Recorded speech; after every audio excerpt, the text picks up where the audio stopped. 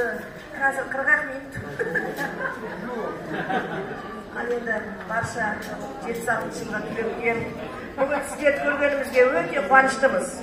Мұндай кездесу Қазақстанда жоқ, тек қана 76-ларда. Қошам балақ.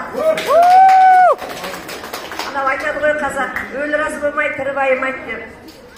Кешеден бері, осы даже бір ай деп айтсақ болады, біздің шер жігіттеріміз, мәрт жігіттеріміз біздің өтінеден осы ортамыздан озып кеткен құрдастарына, жолдастарына құран бағыштап, жаңа үлкен сауапқа кенеліп жатыр. Үлкен рахмет. Әсіресе Бүркіт саған Алла разы болсын. Өте тамаша. Алла разы болсын, айналайын. Бұл деген жас қой, бұл тек қана біздің сыныптың емес, осы 76 жыл түлектердің ішіндегі осындай мәрт жігіттердің барлығына біз қайда жүрсек те мақтан етіп, сендерді біз мақтан тұтамыз.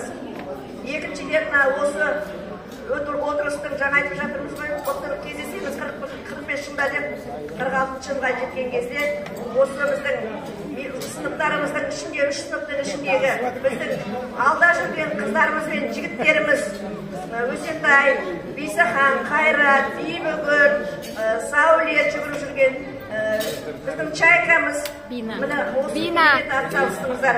Ал Бина ғой ошақтан кіріп, бағыс ошақтан түсіп, сендерге аяғым жетуге әрең жетті. Үлкен разымыз сендерге. Алла разы болсын. Енді мына отырысымыз керемет тамаша. Осындай отырысымыз Құдай қаласа, тағы да 50 жылда кездесейік, 30 жылда кездесеміз енді. Үлкен рахмет. Өте тамаша ұйымдастырғансыңдар. Мына Бейсаханға өте үлкен рахмет.